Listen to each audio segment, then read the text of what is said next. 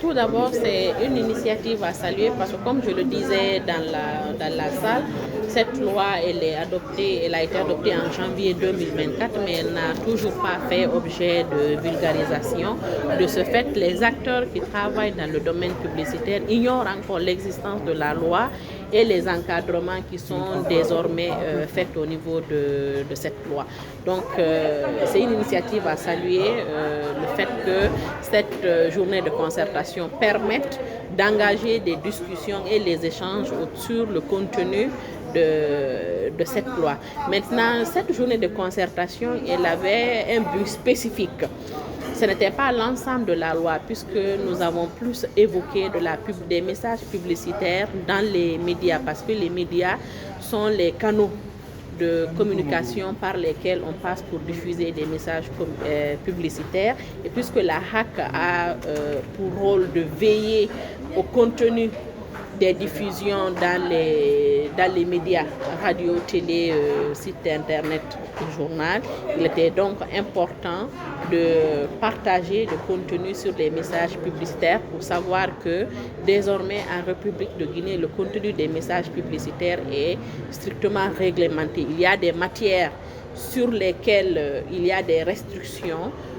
Nous avons pris l'exemple sur la publicité sur les boissons alcoolisées, par exemple, qui est interdite dans les médias, donc radio, télé, site internet, ou alors de la publicité qui porte préjudice aux mineurs, aux enfants. Parce qu'on estime, puisqu'ils sont mineurs, ils n'ont pas la faculté de discernement pour savoir que lorsqu'ils voient une publicité, de par quelle manière il faut consommer cette publicité, ou alors des dispositions qui protègent l'image de la femme dans les publicités, parce que vous n'êtes pas sans savoir que dans la plupart des publicités, très souvent, selon les sujets qu'on aborde, c'est la femme qu'on met en avant dans les publicités. Donc cette loi, désormais, elle encadre l'utilisation de l'image de la femme dans les publicités, mais également d'autres domaines qui sont réglementés, même si leur pratique n'est pas interdite en Guinée, mais leur publicité est interdite, c'est notamment dans le domaine de la santé et de la pharmacopée. La publicité est interdite pour les établissements sanitaires, donc les cliniques et les hôpitaux, et il en est de même désormais pour les tradis praticiens. Donc en gros, voilà quelques sujets. Ça reste vaste parce qu'une loi, elle est large et suffisante, mais puisqu'il fallait juste se concentrer sur les messages publicitaires, donc voilà à peu près ce qui a fait objet de discussion au cours de cette journée de concertation. Ça, c'est à vous, participants, ceux qui ont participé à cette activité, à l'issue des échanges de ce que vous avez entendu depuis le matin. Qu'est-ce que vous pensez on peut recommander pour la mise en application de cette loi-là? Donc, je ne vais pas me substituer aux participants.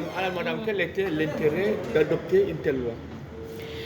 C'est d'abord parce que en Guinée, la Guinée était jusque-là le seul pays, quand on prend juste l'espace sous-régional, qui ne disposait pas de loi sur la publicité, alors que d'autres pays, parce que nous avons fait un benchmarking, le Mali par exemple a cette loi depuis près de 20 ans, que la Guinée jusqu'à présent, la publicité s'exerce dans une anarchie totale. On ne sait pas en matière de publicité qui fait quoi, on s'adresse à qui, qu'est-ce qu'on réglemente, qu'est-ce qu'on interdit, qu'est-ce qu'on autorise, on n'en savait pas. Donc cette loi a désormais le mérite que la Guinée puisse disposer de dispositions légales en matière de publicité, déjà pour organiser les acteurs du secteur, pour qu'on sache en termes de publicité, c'est un peu comme nous dans notre métier de journaliste. Vous savez, on a les reporters, on a les présentateurs, on a les techniciens, etc., les producteurs. Donc, en matière de publicité, désormais, cette loi organise les professions publicitaires. Nous avons les courtiers, ceux qui travaillent pour les régies publicitaires, les agences, etc. Et on a créé un organe de régulation. Cette loi crée désormais un organe qui va se charger de réguler. Cet organe n'est pas encore mis en place. J'ose espérer que le ministère tutelle, à l'occurrence le ministère de la Communication et de l'Information, ne va pas tarder à faire une proposition à cet effet puisque le gouvernement a été initiateur de la loi. Madame, quelles sont les sanctions pour les médias qui feront la publicité de la médecine traditionnelle? La loi donne des amendes pour ceux qui enfreindront à cette disposition, c'est-à-dire que l'interdiction de la publicité sur la médecine sur l'activité des praticiens de la pharmacopée, c'est une peine qui va de 50 millions à 100 millions de francs guinéens que le contrevenant que le juge pourrait prononcer à l'encontre des contrevenants de cette disposition.